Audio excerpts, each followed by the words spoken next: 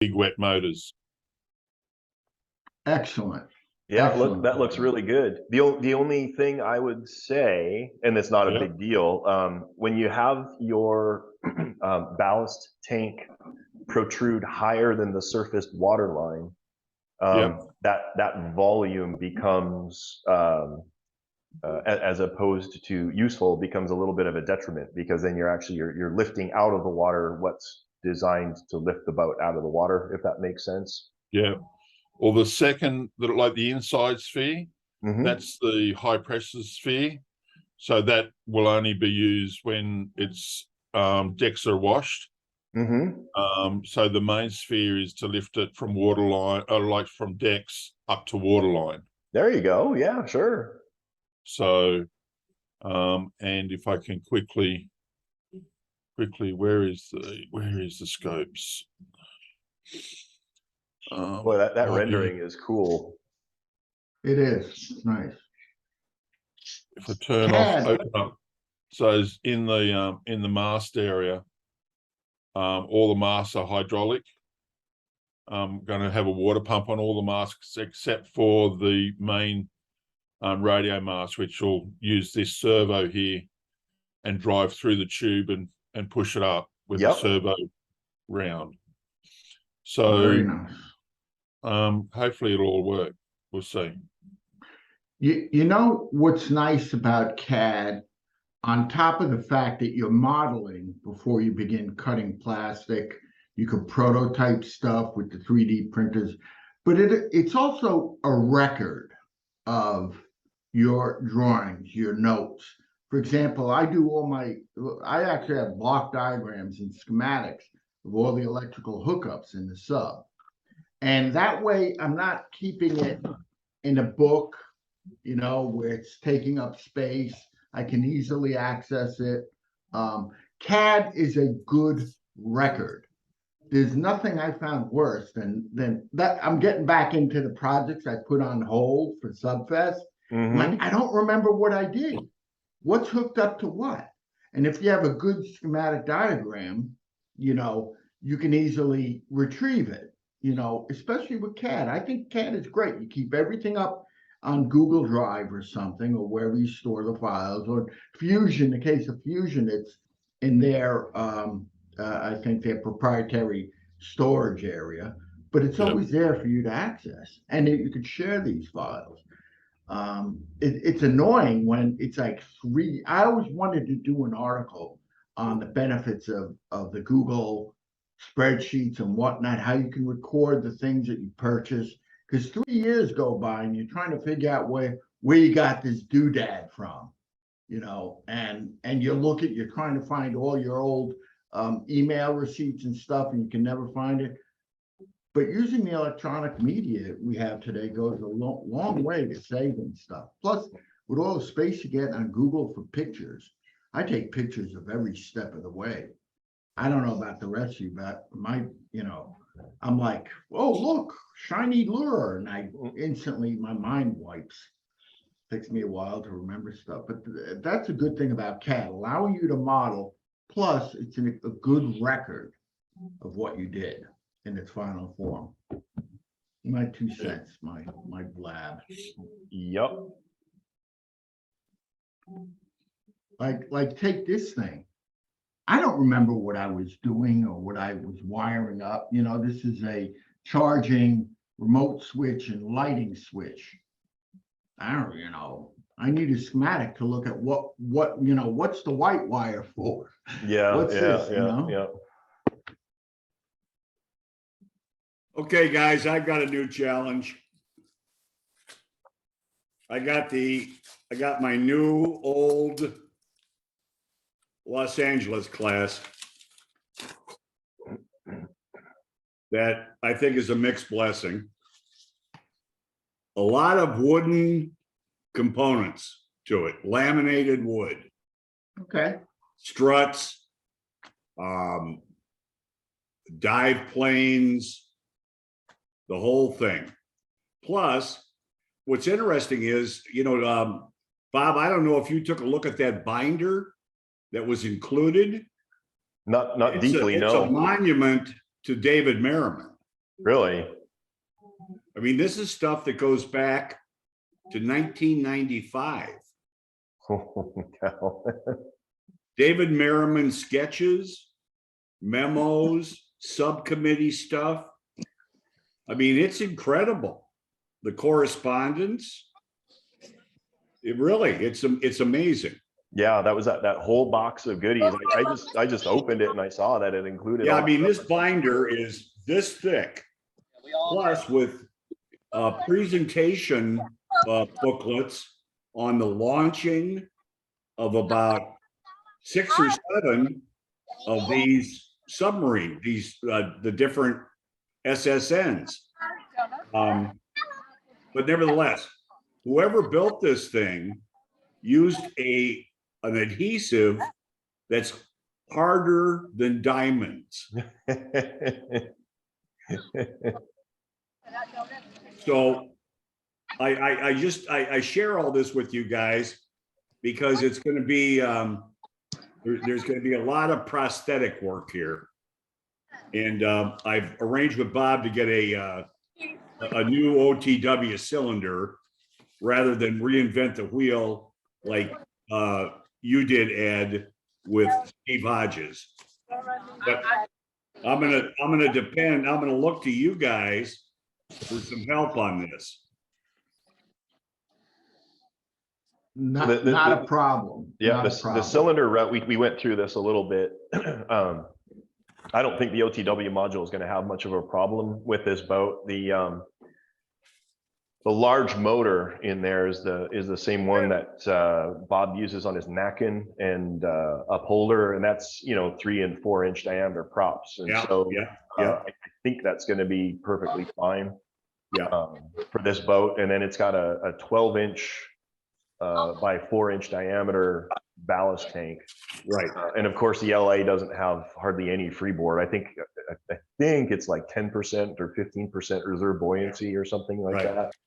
So it's obviously just the top of the deck that ends up sticking up out of the water. So I think it was the right decision. I'm not worried. I'm not worried so much about the mechanics of it, just as getting this thing back into condition, the hull and so on. And again, the detail that in the drawings that I've got is phenomenal. Well, you'll have no shortage of reference material to keep you busy. Oh God. Yeah, it's really, that was a real plus, Bob. I think one of the things that I would recommend, passing along, because you have such an overwhelming amount of reference material, is not to get bogged down with trying to incorporate all of that into like version 1.0 that the boat is going to be at launch. I think we've talked about that before. It's the MVP, minimum viable product. Right. So get a functional hull, working control surfaces, and a functional cylinder. And then, after that, it's, onto version 2 that'll incorporate maybe additional cosmetics or functional retracting bow planes or, whatever extras you want to implement. Correct. There are specific references to specific boats, but there's a lot of generic stuff that I think applies across the board that I'm going to go with. But again, it's going to be baby steps. I mean, there's a lot of work here. It's going to be fun, but it's a challenge. It's a challenge. I think the bones are good. Ed, you take a look at it. I think the bones are good. You take a look at it. I think the bones are good on that boat. So. Correct.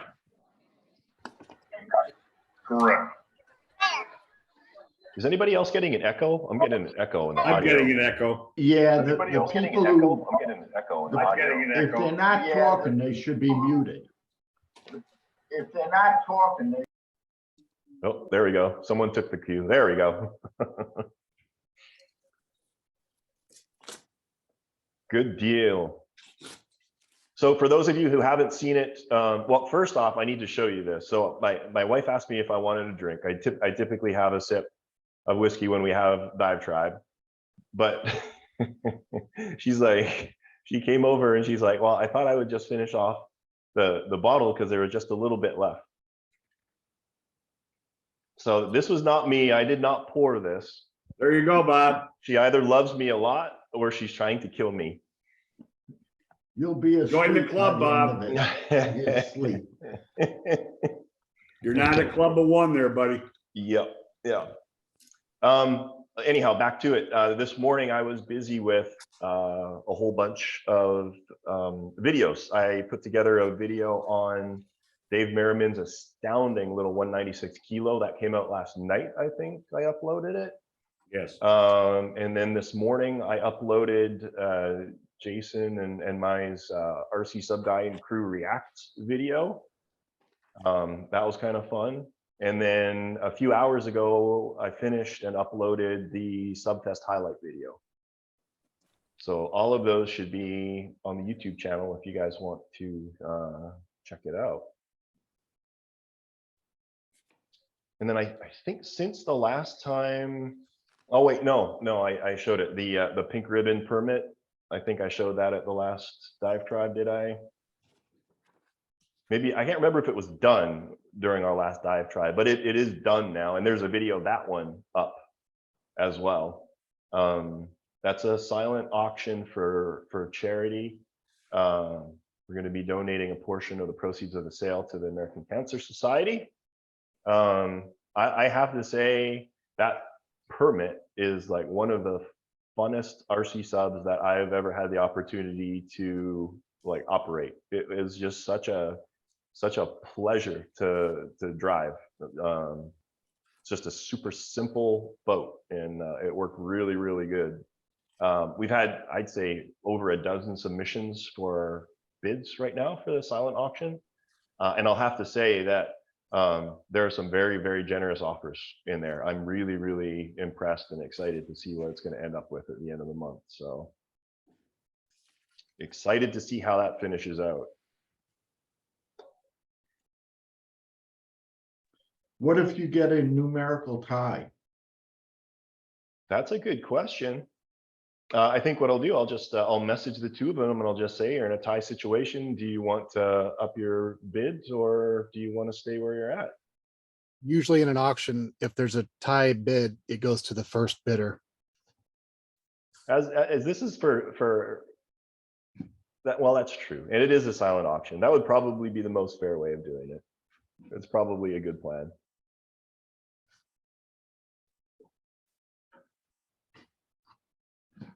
And Jason, that was you that posted that little flying sub video, wasn't it? That was me. Yeah. That was cool as hell. That was so cool. That was a fun, easy project. I just got really sidetracked with that, but I was really into it. In fact, still here on my workbench, these are the leftover parts from mini subs that I took apart, just all in pieces. Yeah. And by the way, it's nice to see Jason Butterfield on the screen. He's usually here. I try to get here when I can. I like the boneyard of parts, by the way.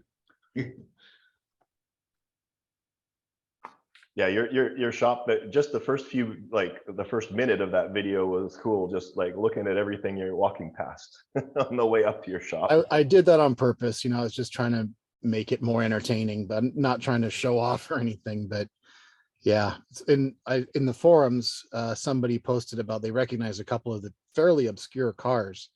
I think that's is his name Matt that has the business in England. I think it was him that messaged something. I haven't had a chance to write back. I just got home today.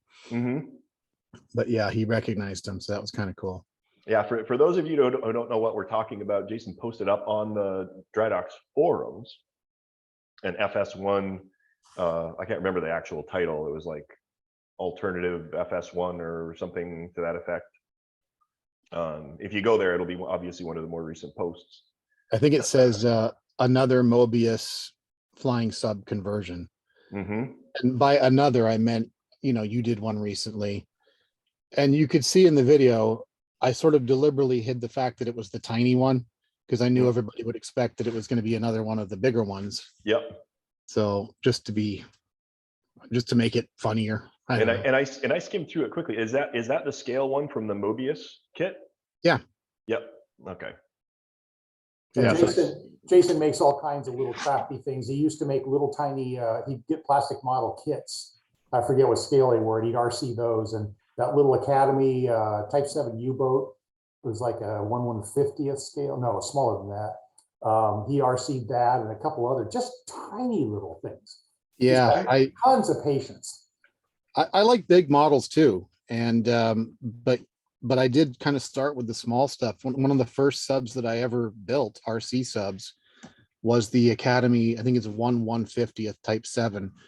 That was an old Japanese kit that is motorized and it dives on its own. Like you just put it in the water and it dives and surfaces over and over. And I RC'd one of those. And this was in the 90s. So it was, 25, 30 years ago. Yeah, I remember it made me run out and buy one, and I still have it in stock, but I'll never RC it.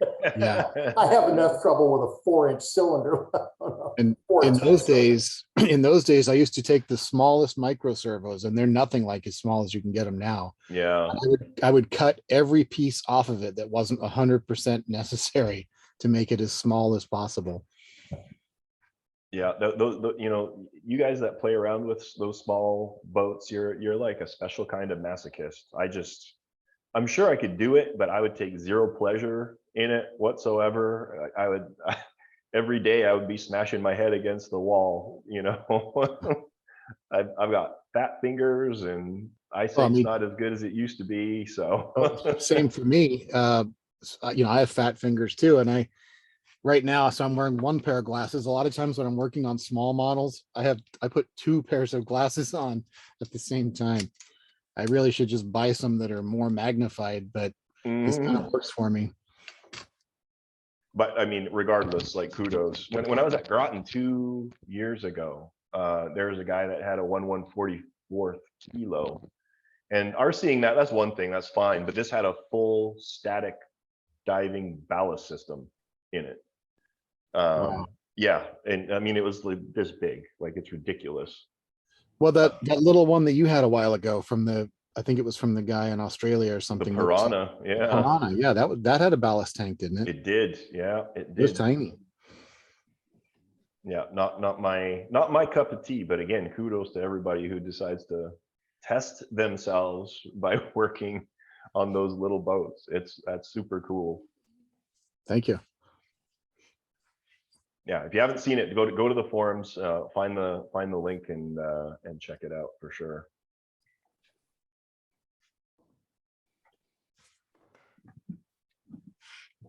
So, trying to think to kick things off, what we've got going on at the shop.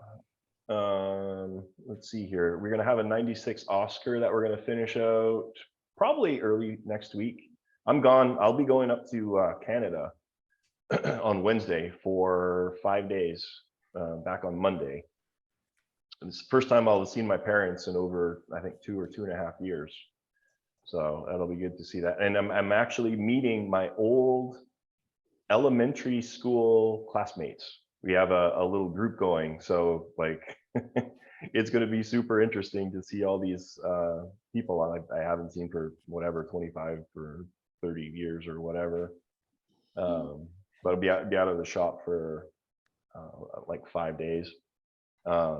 But yeah, the Oscar, and then we made a commitment. We're going to be finishing out the Baleo. That is 100% the next project. And then we got some static builds going on, some Sequests and some Nautilus models, and then flying subs. I think I told you guys I posted up my build queue. So if you want to see what we're working on, it's all listed out there along with timelines and that kind of stuff. So That's what we've got going on. What happened with the big 1/6 Sea Hunt? It's gone off your website. Sold. It has been sold. I mean, obviously not finished yet. We need to I don't need to finish outfitting the cylinder. We need to do all the trimming, and then the 2 torpedoes will be fully RC. So that'll have a separate 75 megahertz radio system, and the right stick will control the starboard torpedo, left stick will be port side torpedo. So in theory, you could launch them both and try and drive them both at the same time. Like Ed said last time, maybe it's not fair. They didn't really have like homing torpedoes, maybe in World War II, but I think from an operational perspective, it'll be fun for the new owner to launch them and be able to retrieve them without a remote retrieval vessel, fishing them back out from the middle of the pond again.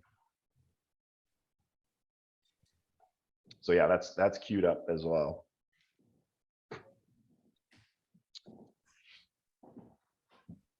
So I also saw that you had a 1/72 Revell that had been previously marked sold, and now it's back on again. So did someone trade that back in for something else, or? Yeah, so that model was originally built by Kerry Addington, who also built that 80-inch Seaview that I had. So he's a really talented builder. It's a really cool boat. So the gentleman who bought that saw that I listed the 48th scale Type 7 that Mike Martin had previously built. So that came back through the shop, and he's like, can I swap it out? I want the bigger boat. And so we swapped out his deposit. He's got the 48, the 72nd came back up, and then that one got sold too. Yeah. He's ready to run boats. Like they literally last, like 24, 48 hours, depending on the boat. Although I will say, and I have no idea why, that awesome little 96 scale Romeo class, it was on my site for like a year and nobody jumped on it. I mean, I dropped it and dropped it and dropped it, and finally someone jumped on that. So I think when you have merchandise out there for too long, it just gets stagnant, yeah. Everyone just assumes there's a reason why it hasn't sold. So sometimes it's good to just take it down, or for a while, take new pictures. Yeah, and then put it back up again later, and it'll sell right away. I was getting to the point, and Jason can attest to this. I'm like, you know what? I'm just going to gut it, and I'm going to put it on my desk, and I'm going to have a beautiful display model. Yeah, it was cool. Desk. It is cool. Yeah. So yeah, lots of stuff going on. I was telling Jason, I think I've seriously got to look at hiring some temporary help, just to try and alleviate some of the stress on the shop right now, because we're getting backed up. Not a good feeling. So temporary help is in people that'll be working on models? No, like it's more like shipping and receiving, cleaning the shop, building components for us, and that kind of thing. Jason's like super talented, but he can attest to this is not the kind of thing that you just like jump into. There's a learning curve. It's one thing when you're building your own boat, but it's another thing when you're being held to a different standard when you're building for somebody else. Yeah. So yeah, we're just kind of looking for help in the shop. So hey, if anybody wants to come down for a few weeks, that'd be awesome. You can come down and we can talk about compensation. I'll hardly charge you anything for all the things you'll learn. Yeah. I was gonna run through. So Jono up there, at least he's on the top of my screen. He regaled us with a really cool rendering of his 72nd scale Typhoon, and he showed that to us earlier on. But he's starting to render out the interior details, which is super cool. If you missed it, you can go back into the video, and he shared a screen, so you'll be able to see what he's working on. Right there, he's got a spherical ballast tank with an interior spherical ballast tank that is really, really neat. I can't wait to see that boat done. And Jono, if you want to see what that's going to look like in the water, in the Subfest video, Vaughn's 72nd scale Typhoon, while not entirely functional, did get put in the water at Subfest. It was just loaded up with foam and pushed along. But if you want to see what that thing's going to look like in the water, 72nd scale Typhoon was at Subfest. You'll be able to see what it's going to look like. That had that silent magneto screw drive, Bob. Yep, exactly. which just like the movie, kind of crapped out on the boat. And there's Yes. some good footage of that Typhoon getting pushed back ashore with Steve Hodges' tug. Yeah, that was good. I had to go buy me a tug so I could be like Steve. And then Ed, I think you told us last time what you got going on. So your skipjack's pretty well set, and your alpha's kind of pretty well set. What's the next project on the bench? You're muted. Proteus and the Key West, the 115th Rick Teskey Proteus, and my 148 688. I'm back. I'm kind of juggling both builds at the same time. So I was discussing earlier about capturing the schematic, because for the instance, this is the lighting and power module for Proteus. Okay, and when I hook it back up, I don't want to, after months of not looking at it, I don't want to short everything out. So I'm actually taking time to capture schematics of all 3 working subs, plus the details, like with those crazy radios. Mm-hmm. I completely forgot how I set this thing up. So I'm backtracking, I'm getting everything down on paper, but trying to balance the time. I'm gonna get that down on paper, but I'm currently working on the lighting for the 688 up in the sail, because there's the 2 running lights, port and starboard running lights, there's a masthead light and the sub ID beacon. And because I make it removable, I want 4 conductors, ground, 1 signal for the for the ID beacon. Oh, and I also have an anchor light. So when the power is on, but the sub is off from the switch, the anchor light is on, because you know how I like to leave it at the mooring. Mm-hmm. That'll tell me power's on to the model. When I switch it on, the anchor light comes off, and the sub is in running mode. So I'm kind of working. Describe to me what an anchor light is. Where's that located? An anchor light. Well, if you look at the call regs and warning guys, nav info coming through, if you look at the U.S. call regs, or really international rules, a vessel at night has to display a 360-degree white light when it's not in a mooring field. Okay, when it's anchored off. So, and even when it's in a mooring field, you'll see larger ships, depending, I think it's over 100 meters, have to have 2 anchor lights, 1 higher than the second one. So when the boat is off, but sitting at the mooring, ready to be in what I call, you have on and then operational on, that light will go off, and then I can also switch on the running lights for nighttime. Mm-hmm. Okay, so it's getting, the sail is about that large. And you were talking about even the smaller boats, these guys, they do some incredible work with nav lights on some of the smaller 172nd and 190, even the 196 one. It's tough getting all that in there. Plus because I want the snorkel to be operational. Okay, so that'll raise and lower. And then you got to run the 2.4 up through that. Mm-hmm. So getting all that, plus the fair water plane mechanism. Oh, and then right. I want that, so I want that whole mechanism removable. So you had pointed out those, what are the LED landscaping light connections? Yep. That are waterproof. So you can get them in multiple conductors. You can get them in 3 conductor you can use for the servos. Yep. So I'm kind of wrapping all that up. And on the Proteus side, it's the part I personally hate the most. And the Proteus side is all body work at the moment. Mm-hmm. I'm actually working on files. I'm going to CNC out the upper rudder, the lower rudder, and laminate them together. And that way I'll have, look a little more authentic. So I'm learning to use the CNC portion of my 3D Snapmaker printer. So that's the fun I got. Body work. You know, some people like Dave, when you showed that beautiful kilo, you know, that video that came out, that beautiful, I just body work.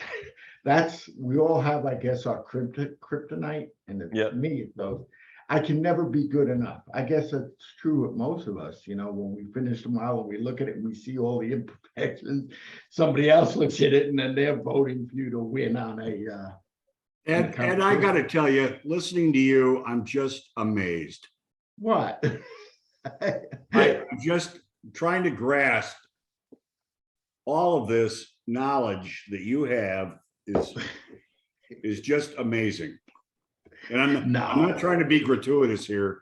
I'm just really, frankly, impressed. Well, Ed'll be one of the first people to acknowledge this. You know, like everybody's been in a situation where, you know, it seems like that mountain of knowledge is insurmountable.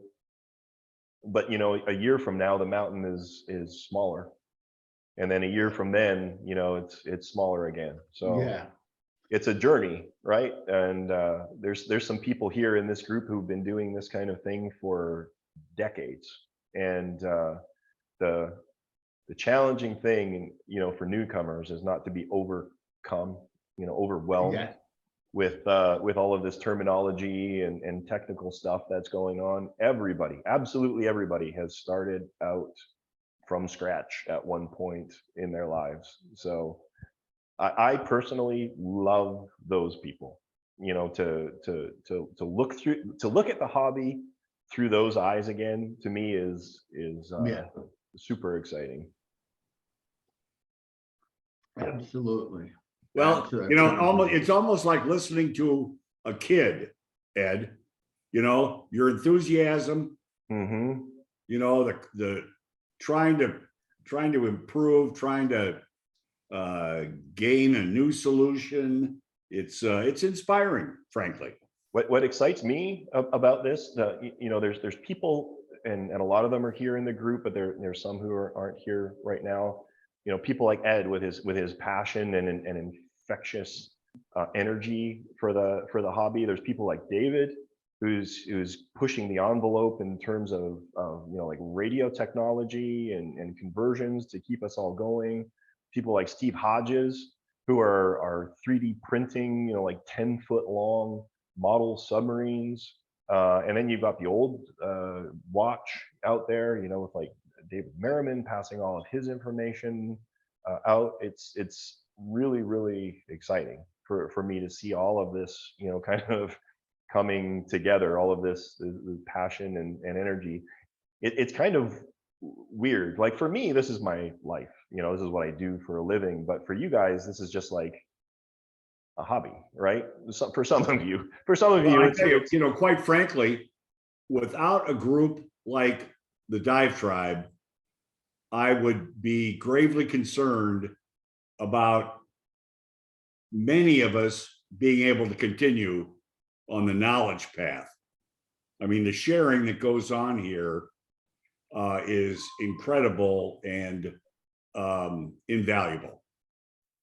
The journey would still happen, but it would happen slower. Yeah, for sure. I completely understand. You know, there's those pioneers out there that got this hobby going. But to be where we're at right now and to have this transparency of information and knowledge is awesome. I just wanted to acknowledge the passion out there for you guys that where this is just like, you know, one small facet of your lives, to be allocating as big of a facet as it is really exciting to me. So thank you. And let's not forget the quiet one, Ray Mason, who has helped me along with you guys, with Bob and Ed and Dave. But Ray he surprises me with some of the stuff that he knows. He's been doing this a long time. And I've only been doing maybe 4 years now, coming up to with the one sub. But I see stuff that he does and what Ed does, and between the two, well, Ed's not around me as much anymore, but Ray is, and he amazes me. He really does. So I wanted to mention him because he is a good guy doing this stuff. What do we need to do to get him out here? Is he not like open to the technology of video sharing, or what do you think? What do we need to do? A lot of times he's on there, but he's very quiet, and he is kind of busy, and he looks at the recordings a lot. Okay. But you know, I know he watches them. Ray, we miss you. If you're watching this, you need to come and share your vast knowledge with us. We miss you. Oh, and hey, big shout out. Ray did put together an awesome like mixtape of submarine music for us for Subfest. So that was all Ray. Big shout out to him for putting that together. I think when Ray told me that this is kind of a difficult time for him, 4 p.m. Eastern. I'm not sure if it's cocktail hour or whatever. You know, where's your priorities, Ray? You know, and I can't speak for every, you know, he's an extremely busy individual, but I have to second Frank. Frank, who the hell do you think taught me everything? You know, it was in '92 when he stuck that big sub in the water, that Seaview, and I learned everything about that Seaview from him. But he's very quiet about it. Every time he'll go to me, I'm not a model maker. I said, you say that one more time, I'm going to kick you. And he's just, as a matter of fact, Sunday, he's putting in his sword again. He's revamped it, and he's going to put that in the pond, weather permitting, I guess. He's going to make a video of it, so look for it. So his Nautilus, his 40 is Nautilus is still like a holy grail boat, and I've been fortunate. I think I've had like 3 or 4 come past my workbench, and he made that. I think it was like early '90s or something like that, and it's still one of the holy grails of Nautilus models. Yeah, off the television screen. Off the television screen. Yeah. And the crazy thing is it's more accurate than some people who've made kits, you know, after that. So it's awesome. I have his original Seaview in my garage, and I look at it and I can't believe some of the stuff, because sure, you know that Seaview works, right? Yes. Okay. So it's a matter of looking at that and saying, wow, he did it this way, you know, even though I changed, done things my way because I'm a newbie. But when I look at, maybe I should have done it that way. You know? So that was Ed. According to my screen, so Frank, you're next up on here. We're gonna need to start calling you out, dude. So 4 years you've been working on Seaview. What's the date? Give us a date. When is the maiden voyage? Okay, remember my problem with that growling servo? Yeah. I charged the batteries. That helped a lot, but it was still doing it.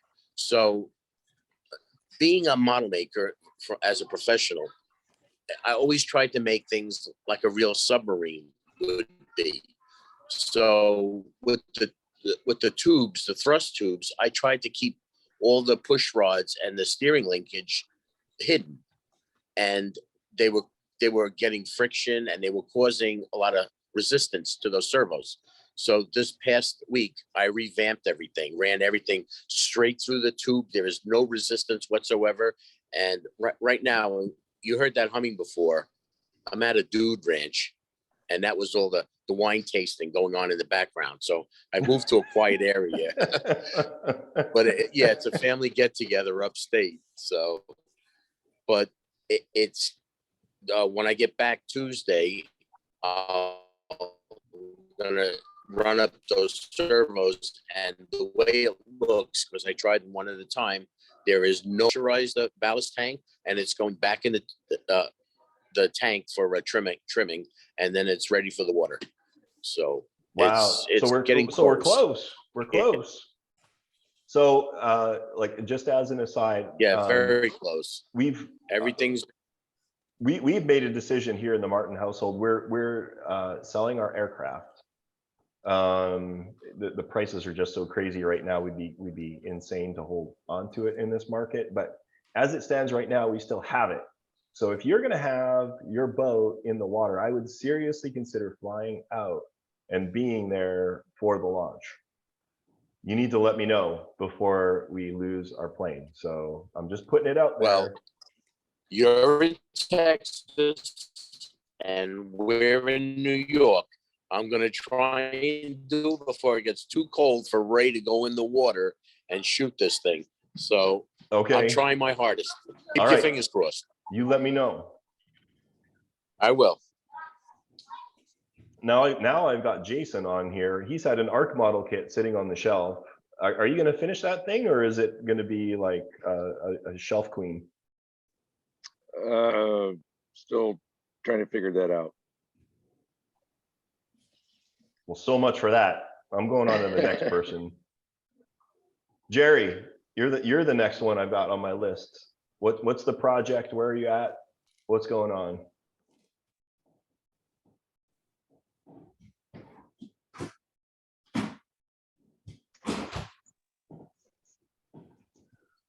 Yeah, you're muted. You're good. I can hear you. Yeah, I'm still trying to get excited enough to finish my U-boat that I bought from you. Was it the Angle? Or so what do we need to do? I'm looking at the tube I bought from you, and I got to get the speed controls, and I'm looking at the size extensions. I was just going to maybe ask what you have there to sell, or if I need to go through Tower Hobbies and some places to get just some of my rail controlled things, extensions. Because I watched a video on the same tube that I've got, the cylinder. Mm-hmm. And so it looks like, okay, I can handle this, but I need all the little parts to put it together. So. All right. Yeah. Let me know. You know, Jason and I kind of made the decision, like I told you guys, we're like super busy right now. So we're going to be kind of revamping our product line and, you know, things that you guys are able to get online from like Amazon and that kind of thing. We're probably going to stop carrying just because, you know, to sell a $10 part for $11.50, you know, just, it doesn't make any sense for us to be doing this kind of stuff. But for bespoke RC submarine things, that's where we really want to, you know, concentrate all of our efforts. So Jerry, for you, let's get together. Let me know what you need, and we can talk through what needs to happen. I got a link on my site right now for like online one-on-one consult, or we can do emails, or, you know, whatever, but let's get it figured out. I don't want you to be stalled, you know, for lack of you know, information or whatever. If you need something, let me know, and we'll see if we can make it all happen. Okay, sounds good. I'll probably be talking to you the next week or two. All right, I leave on Wednesday though, so it'll have to be Monday or Tuesday. Probably when you get back. I want to go through that video again and see what I think I need. Okay, all right. When you get back cool. from Canada. Yep. Sounds good. We talked to Maury. Maury's got, so he's got a few things. He's revamping his Type 9. That was the one that Dwayne Hill built. That beautiful one. And for whatever reason, that's like the most popular video on my YouTube channel. It's had like 1 million views or something like that. Even though the boat didn't dive in my video. So Maury's got that one. And then he's got his LA now. So Maury, do not succumb to squirrel syndrome, because Jason and I are the experts on squirrel syndrome. What is the project you're going to focus on? Are you all about the LA right now? Are you all in on that? No. I've got to discipline myself to stay away from the LA. Okay, I've got some tuning up to do on the Type 9, which is, you know, a tie with my upholder as my favorite boats. And yeah, so I've got to get, and I'm still screwing with that cylinder on the, well, going back, Bob, we've still got to deal with that new cylinder that you worked on with me here. But I've got to correct a problem with the upholder cylinder And then I get the LA is going to be a winter project. There you go. Yeah, that's it. As tempting as it is, I'd love to get into it. I can't. Good for you. Set it aside, cover it with a tarp. Don't look That's at it. it. That's Yep. it. It's in the garage. It's ready to go. Good for you. Plenty to do, Bob. I keep saying, I'm ready for retirement right now. I've got so many projects lined up. I'll be good until I'm like 80. You know, I don't have time to retire. You know, I just, you know, between working and everything else, and then I've got this insidious hobby that, you know, it's crazy. Look at Vaughn. Vaughn got his new stand. Did you just get that box? Did it literally just get dropped off? Yeah, it just got here about 3 hours ago. I was at a gun show, and my wife says, you got a submarine, because I told her I had bought one from you, and I said, no, it's not the sub, it's a stand. So trying to figure out which way it go and how it works. But yeah, it looks like a nice stand, man.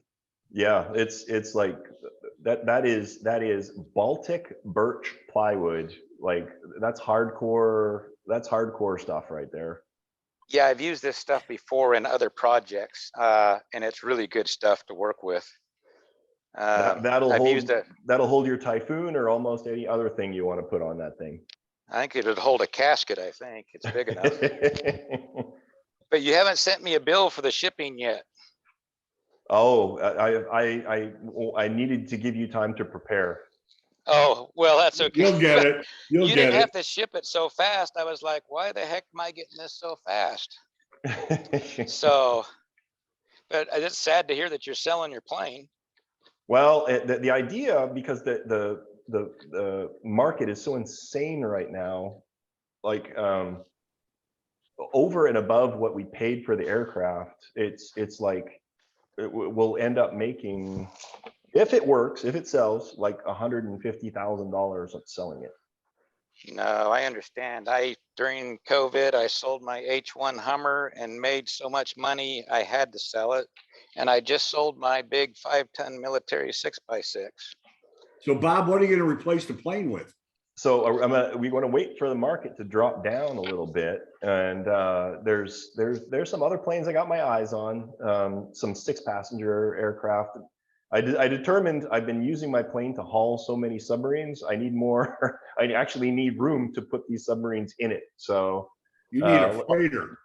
Why don't you get a seaplane and just use the pontoons for submarines? Yeah. We'll get it figured. Yeah. We'll get it figured at any rate. And in the meantime, we can rent aircraft and stuff like that from our local flight school here and stuff like that. So have you ever looked at a Mooney, Bob? They're so small. I love my wife, but I don't want to spend 4 hours like literally rubbing shoulders with her. Yeah. Gotcha. Yeah. Well, I tell you what, Bob, just like Tordahl said, get yourself a big otter. Get yourself a big otter with the Polish turbo engines. DC-3. Yeah. Nah, you need a helicopter, Bob. You need a helicopter. That's what I need right now is another project. I need to get my helicopter license. That's exactly what I need right now. So David, you're next on my list here. Are you still primarily working on the I-400? No, I switched over to fix the pressure hull on the angle. I have to sand. I'm almost done sanding it, and then I'm going to use add the resin with the micro bubbles in there and glue it back up. And it was just something that happened because both me and Steve thought that rubberized glue would hold, but it just literally just gave way. Yeah, we talked about that last time. Yeah, that's a little crazy for sure. Yeah, I mean, that's my main thing, to get that one, because I want to get that into the water again at least one or twice before the pond over here freezes. So I want to get that done. I just came from the local pond because I had to test I just got some 915 megahertz stuff, and I had a couple people did you say ask me to test it. 915 megahertz? Yeah, and I tested it two ways. The first way I tested it, I have a test tank, and it has to be 8 foot long and 3 foot deep because my big Japanese sub is so long. I had to build it that big. So what I did is I used one of these, and I put my this receiver in there for the 915 megahertz, and I had my phone in there too, recording inside this container so that I could see it when I walked like 100 feet away, and I kept the distance. I always kept the 8 foot of water in front of me so that it had to penetrate, and it worked perfectly. And then just about 30 minutes ago, I was at the local pond, and I basically taped a stick onto this and then took it down 5 feet, and it worked perfectly, the 950 mega. And then I had my friend take the receiver out to the other end of the pond while I had it down. I think I had it that 4 foot down, and he was moving the servos, and I could see it because I put a little red flag on the servo, and I could see it moving whenever he moved it. And he was getting telemetry from it as well. He was getting the receiver battery voltage while it was 4 feet down. Oh, that's awesome. You got way better results than my 900 megahertz experimentation that I did a couple of years ago. The main reason for that is this is the module that and the receiver that goes onto the same radio that I'm doing that 75 megahertz stuff. It just gets plugged in the back. This is made for long range flights.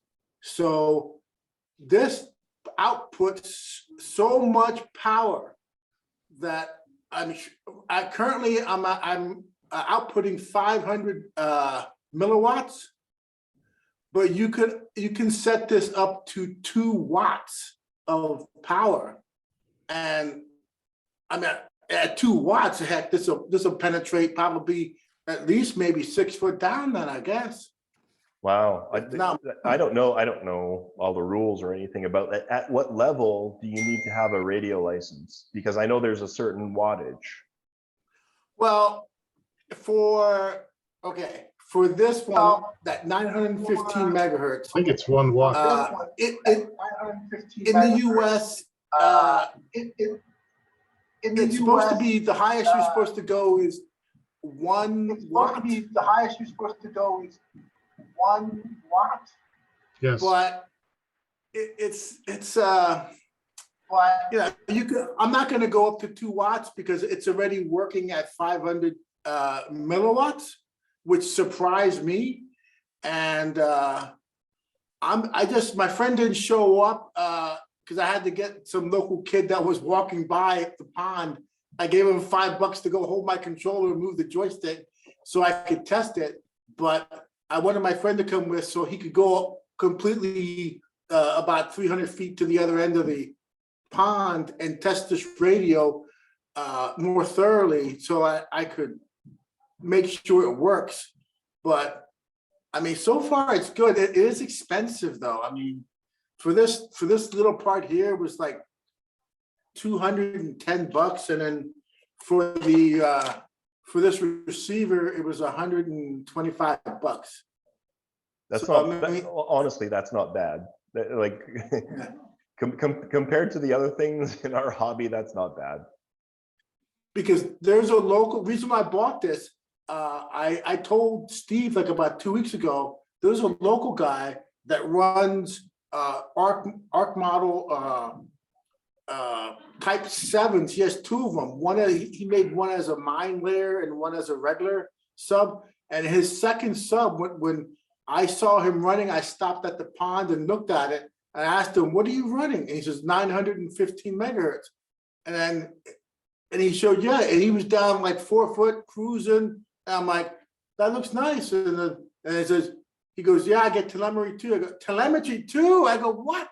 So, you know, but he was honest. He said when he's out to the furthest part of the pond, he will lose telemetry sometimes, but then when he comes back, he'll get the telemetry back because the receiver doesn't output that much power compared to the transmitter. Yeah, sure. So, but I mean, so far I'm you know, if this works out good, and I hate to say this, I may stop 75 if this thing. I mean, if this works that good, why am I going to go to 75 when I can get telemetry back? Yeah, for sure. It'd be awesome to have an article similar to what Ed did for the 2.4. If you have the time to write something up on the forums, that'd be awesome. Yeah, someone else asked me to write an article too already about some other stuff, and I'm like, ugh. Yeah, so but I'll see. I have to see if I want to write again. I haven't written up any papers in like 10 years. So it's not rocket science. I trust you. If you can figure out all of this stuff with the radios, you can put together an article. Yeah. All right, cool. That's all I've been doing. That is awesome. Awesome stuff. We got 10 minutes left. Brian, what are you working on right now?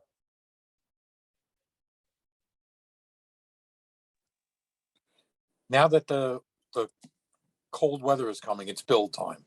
Mm-hmm. And I'm gonna work on my Akula. So is that a from beginning project, or is it a refit, or? No, it's a beginning project. I have 3 of them. I have the Akula, my skipjack, and that looks like something out of James Bond. I got it from you. The submarine. It's got the 2 pods on it. It's been a long day. Oh, the HydroSub thing. Yeah, but it's not a HydroSub. I forget the name of the company over in England. You had it as a clearance. I bought it. It's got the dome. The guy sits in the middle of the dome. Oh, Aquabat? An Yes, Aquabat, yeah. Yep, you bet. So those are my 3 projects. It's just been crazy with work. I work for the county and we got hacked. Oh, no. Yeah, so we're back to paper on everything. Oh, man. It's hard on a department that you're so used to computers that now you're back onto paper, but it still has to get entered into the computer. Yep. I completely understand. Well, that's good. You're on record now. By the end of the winter, those 3 projects will be done. We did go to me, Ray, and Irving went to see the Nautilus, and she's been back. Oh, cool. Yeah, we went up there, and as we're there, up the river, here comes a boat returning from patrol. That was pretty cool. Awesome. So are you going to make it up to Groton this year? If they let me on the base. Okay. That's a fair answer. Yeah. Well, we're hoping this year we'll have our citizenship. So maybe things will be different this time. Okay. We'll keep our fingers crossed. I enjoyed Groton. It was fun to see everybody up there. Yeah, we had a good time. Yeah. I know you're selling your plane, but I'm dying to get a ride in a gyroplane or a gyrocopter. I do not have a gyrocopter. I can't. I know that. I'm looking for somebody who knows somebody who knows. I want to ride in one. It just looks like a lot of fun. You are braver than me. I don't know if I would be super stoked about a gyroplane. I flew in Hueys in the Army for 3 years, and we did 110 knots, looked up at the trees. So, you know. All right. Good for you. Bob. Yeah. If you get that 6th passenger, I want to ride up to Groton to see with you. Well, Ed, before I sell my plane, we need to go for a ride. Oh, yeah, sure. Come on up. Well, you're only a half hour away. I'll fly up, I'll pick you up, and then we're going to go visit Vaughn, and we're going to see his skunk works up there. Yes, and his pond. Mm-hmm. He has a pond. We got to start scheduling runs at Vaughn's pond. Hey, just so you're for reference, I did talk to the HOA behind. I got to send them some info on what we would be doing. They don't really like the speedboats. So I'm going to write up something to appeal to them to let us run over there on the pond. If not, I'm going to build my own pond out back behind my building. I see those online overseas. It looks like they've lined it with black plastic. It looks like they have sandbags around it. I don't know, but I'm going to build my own if they don't let me run over there. So I'm going to have my own pond. I love your But attitude. we don't have speedboats though. Exactly. Well, I have a couple, but it's really, I would need a lot more distance to go. Mine will go over 60 miles an hour. So, but this will be for subs and for tugboats. So I'm calling it subs and tugs. There you go. But I'm Awesome. working on it. But yeah, if you come up, Bob, yeah, let me know. I'd love to go for riding your Trinidad. I've never ridden in one of those.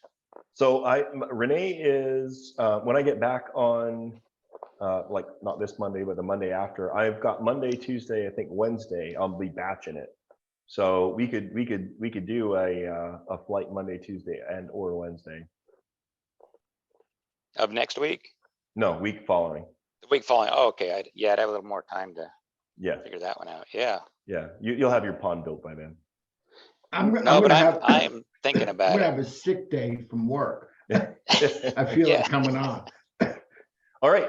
Okay. We got like 5 minutes left. Ernie, what's your primary project right now? What's going to be done in a week? I'll probably discharge my batteries. That is a noble objective, to have your batteries charged. No, discharge them. Oh, okay. I don't want them swelling up. Like I didn't discharge them one year, and I didn't know you're supposed to. And I've got some really fat batteries from that. So get those discharged, and then finish probably a little bit more football season, and then college football, and then tackle the ass end of that sturgeon. Gotcha. So we had, for the first time in 3 years, some excitement at SubFest. It would have been cool to have got it on film. We had not one, not two, but I believe 3 lithium polymer batteries exploded during charging at SubFest. So if you guys have never had the opportunity to be present during a lithium polymer battery expulsion, consider yourselves lucky. It's not an awesome situation, but I think in one case we thought maybe it was the charger, but in the other one it was the batteries. I think David was running some very dubious lithium polymer battery packs that were pre-swelled, I think, before he charged them up. And then I think Casey, his charger was not behaving properly, and that one exploded on us too. Both of them were on my shipping box. Yep. Well, I got to tell you, Bob, it's something you will not forget. Yep, exactly. So, not to interrupt, Bob, but what I do, because I don't trust those batteries. Yep. I bought myself a metal ammo box. Yeah. And when I'm at night, I store them in there. When I charge them in a coffee can. But when I store them, I take them out of the sub, out of the radio, because I made them accessible, and I put them in the ammo box and clip it shut. If they blow up, they blow up. I doubt if it's going to do any damage outside. You can also get the charging bags that work great. I was just going to say, if you guys are running lithium polymer battery packs, which most of us probably are, it's a worthwhile investment to get a charging bag. I've never had one go up on, actually I shouldn't say that. When lithium polymer was really just coming out, I bought from Caswell a lithium polymer battery with a Chinese battery charger, and I charged it and it exploded in my garage while I was not there. Stupid me, I left it unattended. Garage was filled with smoke. It like charred up my cabinets and everything. I was super lucky, but yeah, these bags are a small investment, peace of mind. You do not need to have lithium exploding during charging. I would have thought that the bag wouldn't be that safe after seeing how it looked like 2 jet engines shooting out the out the sides of it. It seems like to me a metal bucket or a coffee can would be the best thing to charge them in. But That would work too. A metal coffee can? Hell yeah. Do they Well, still the sell? ammo, yeah, the ammo can is, you know. Do I they guess at still the end of do the they day, still sell the coffee best in deal. tins like that? I know The back ammo, in, I got it on Amazon. I had it in 3 days and it was cheap, yeah. you know, and it's about 4 inches by 8 inches by about a foot. And I put all my lithium ion batteries in there and snap the thing shut, and I sleep nights. Yep. Can I chime in here for a second? Yep. I'm not doubting that the bags or the ammo can or a coffee can, all those things are helpful. There's videos on YouTube of people testing all the safe ways to protect lithium batteries during charging, and none of those things were 100% guaranteed. I think there's a video of the ammo can where, they tested in an area where it's sitting on carpet. I mean, they do a few different tests, but it catches the carpet on fire outside of the ammo can. It gets that hot. Yeah, I'd believe it. I would So- believe it. But it's still better than having it sitting out on your workbench. It definitely is. And like I said, I'm not saying those things aren't helpful, but they're not a guarantee. Yeah. So you Nothing is Usually perfect. charging that they blow up. Yeah. usually charge. Nothing is perfect. Nothing is perfect. But these are inexpensive at Harbor Freight. There you go. All right, we're running out of time. Steve, you decide. I think last time we talked to you, you were talked out of like upgrading to the 9s, your 209. And so what is next on the agenda? I'm following the same agenda. I've got the 48 scale barbell, the SS 580, the last diesel boat that the Navy ran. Yeah. 48 scale, so it's nice. She's almost 8 inches in diameter and about 53 inches long. So I'm going through a bunch of head scratching engineering exercise with that. Has a nice centerline split, so I'm going to go with a modular box system. I think that's going to work slick with that. You may have seen I'm corresponding a lot with Steve Hodges, because it's the next thing is I bought your set of files for the sturgeon. So I'm going to zoom that up to 148 scale, in keeping with the North Texas Fleet Standard, which is 48 scale Cold War boats. So unfortunately, I found out after I got the files and ran them through the slicer, it won't work on my existing printer. So it forced me to purchase a larger printer, which arrived today. So wow. I bought the Creality 5 Plus, same one Steve uses, and it'll print. That's what he prints his, I think, 10-inch diameter Jimmy Carter on. So, but that stuff is all going to set and run in the background, because I am going to switch back and finish that Engel 212 I told you I had probably 80% complete before I left Seattle a year ago. We've been here in Texas a year, so. Yeah, that'll be just a fun go-to. It will be, yeah. Fun boat, yeah. And yeah, the 209 is going to stay just like it is. I have some thoughts about it down the road, but I'm going to get another boat or two under my belt before I do it. I think I still will switch it to a 3-inch cylinder. I think it'll behave better, and I might put that 4-inch cylinder into my Yanni's 214 hull that I have. Oh yeah. Mm-hmm. I think it'll fit that hull better. So, and anyway, that's it's working. I'm also paying a severe debt for the amount of time I spent getting ready for SubFest, and then before that, 2 months spent finishing up a friend's the electrical and lighting work on a tugboat.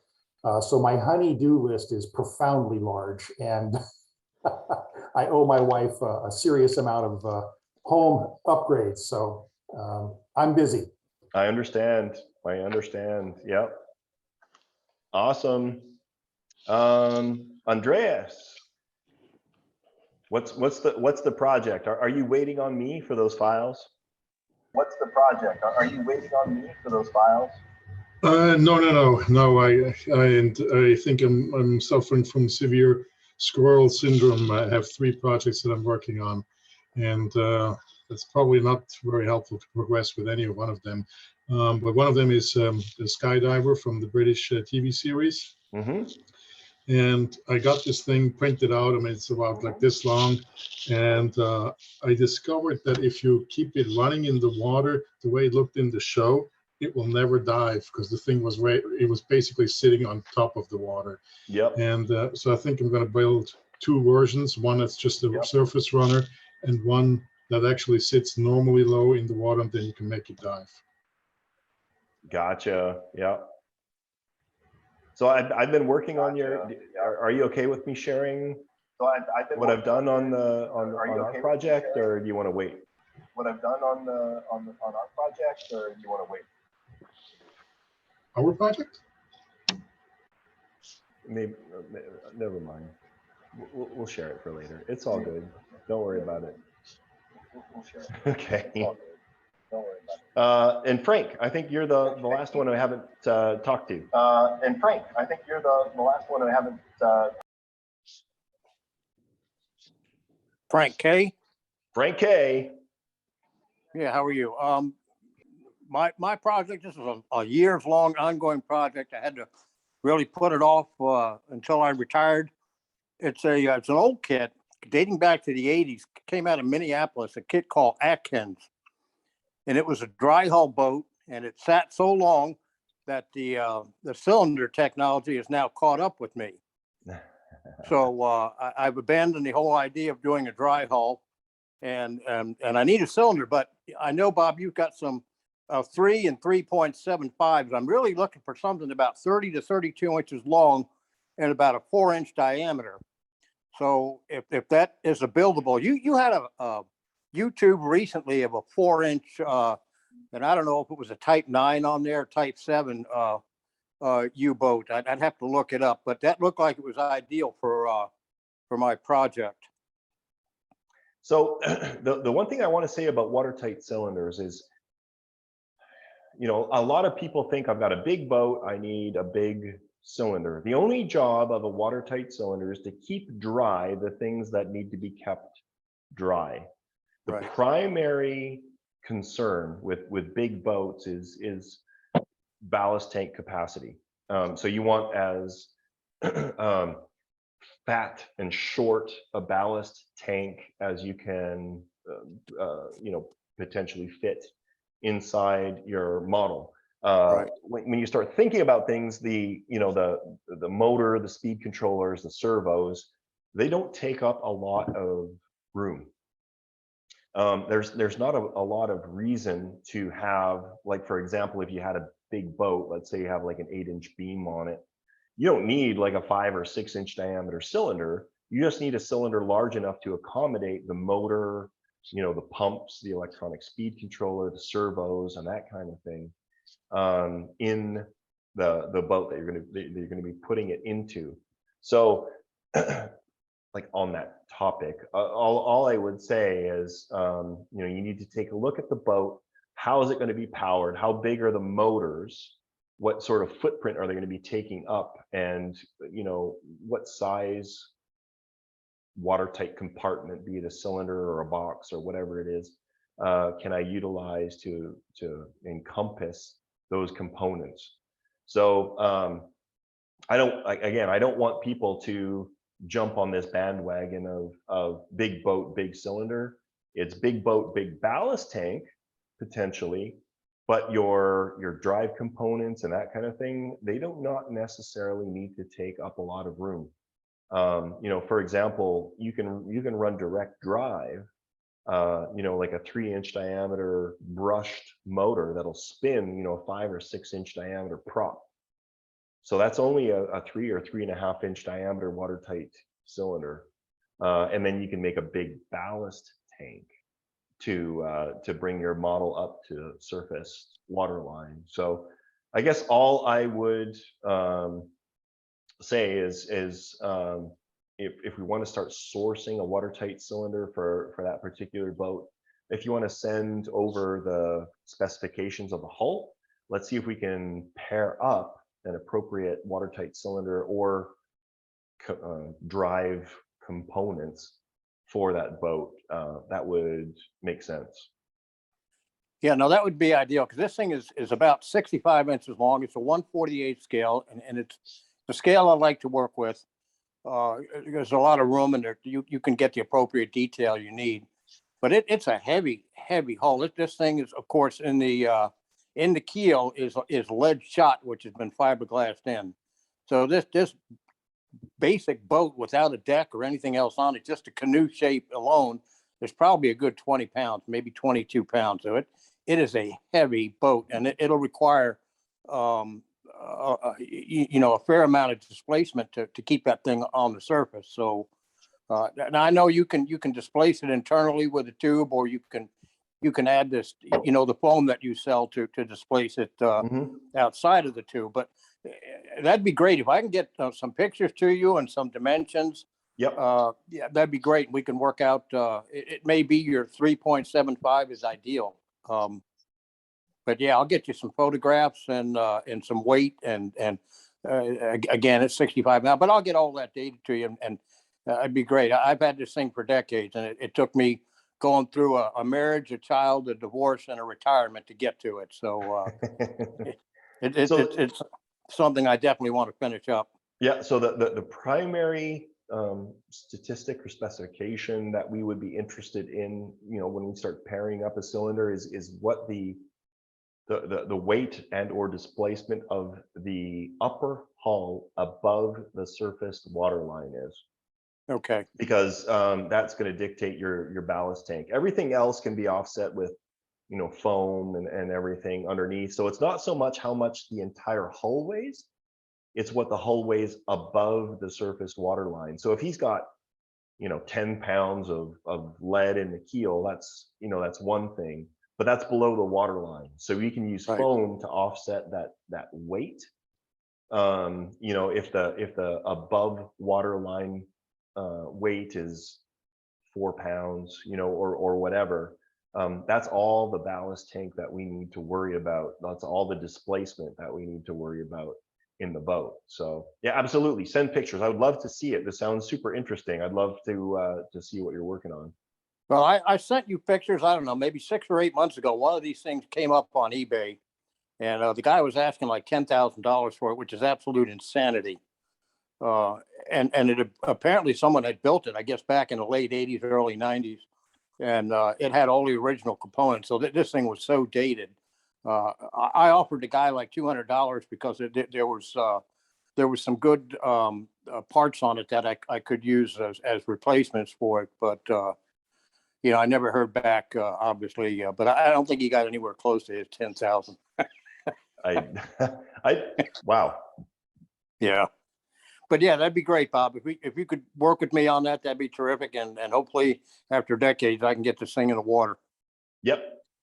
Let's make it happen. All right. Terrific. Hey, quick question on that thresher, the pink thresher that you're making. It's a 72, isn't it? Scale. Yep, 72nd scale. You bet. What size of ballast tank you got in that?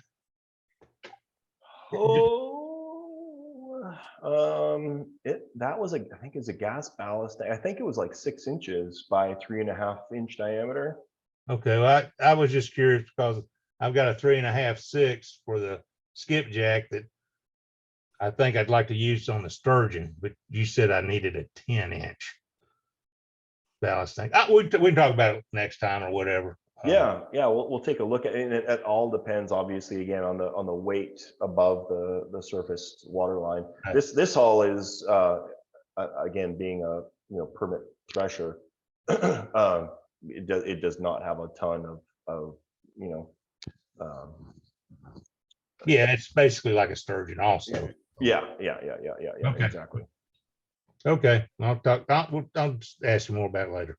Okay, cool. All right, so it's like 11 minutes after 4, gone over. Last thoughts, questions, comments before we sign off for this. I have a question for you as a group. I was thinking about this. It seems like the same people, come DiveTribe after DiveTribe, right? I've got 95 people signed, or 96. It fluctuates a little, about 100 people as DiveTribe members, but it's the same people showing up over and over again. Would you guys be okay if I were to share out old DiveTribe meetings on YouTube. So, you know, as DiveTribe members, obviously you guys get the new ones, but you know, if I were to say, you know, like 3 months past kind of thing, we'll make all those public so people can see what they're missing.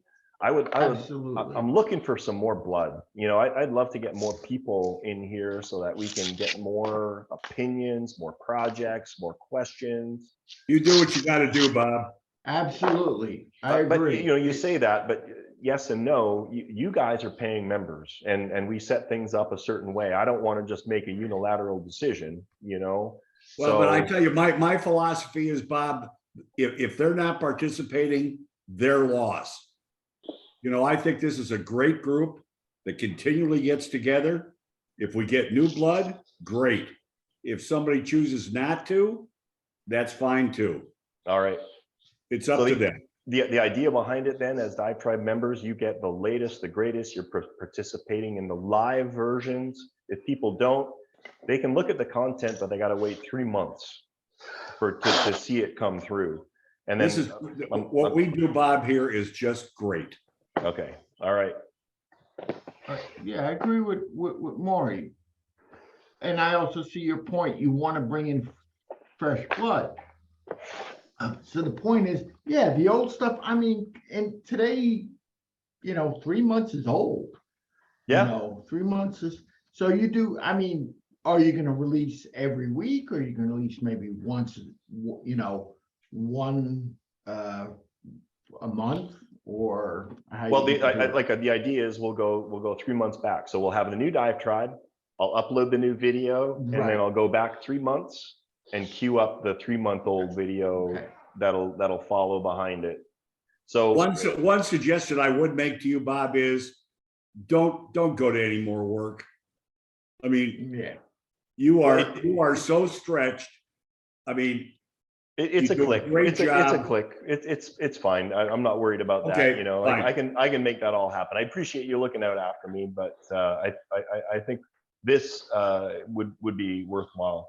I love you guys, and we have great conversations. This is like invaluable. I love every DiveTribe, but man, I would love to see 20 or 25 people with, like, you know, newcomers, you know, coming into the hobby. It'd be awesome. But I think a consideration too there, Bob, you start increasing the number of members participating, you're going to have to increase the time allotted to it.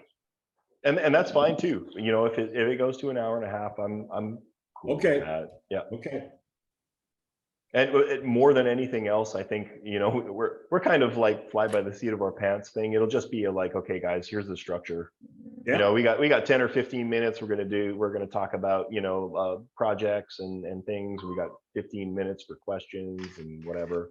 We'll just get more structured. Yeah. What if we just did like a random drop one every month or something of 2-3 months back, just one random video once a month, maybe a snippet, maybe not the entire broadcast, you know, just like a snippet of good information, just try to get some other people interested in what they're doing. That's a good idea, but then the labor involved is exponentially higher, because now I got to take the video, I have to pull it into the editor, I've got to edit it, I've got to upload it separately. Whereas right now I have to upload it anyway. It's just a flag. It's like public or private. I just hit a button and poof, it goes up there. I would just love for people to be like, oh man, this is like awesome stuff. I'm missing out on this live discussion. I would love to be part of it. So hopefully keep it simple. Yeah. All right, cool. We'll call that consensus. Hey, Bob, quick question. Yep. Not to change subject. Could I talk with you or Jason just for a few minutes? I had a question on this stand. If somebody could stay after. I'm here. We bill there, out our Jason? time at $50 a minute. It'll be totally fine. I'll add it to your shipping. Well, I thought Jason, he signed the shipping container. He'd put instructions in there, but you guys did an add-on. So if Jason could just stay on for a few minutes, I'll just. Yeah, he probably I knows. took it apart. I'll help you out. Yeah, All right. I got a 99%. I got you. All right. Sounds good. Well, I am gonna go. We have dinner reservations tonight. It's date night. And my wife didn't kill me with the glass of whiskey, so I don't think I made a fool of myself, right? Thanks for everything, Bob. All right. We'll see you guys later. I'm gonna leave. Let's see. I'll leave Jason in charge. I think he just needs to click like end meeting for all or whatever when I leave. So I will check you guys all out later. Thanks. Thanks, everybody. Appreciate you all. Catch you guys Hey, later. you gonna stay on for a minute, Jason? Be Yeah, I got safe. you. Be safe, fly safe. All right.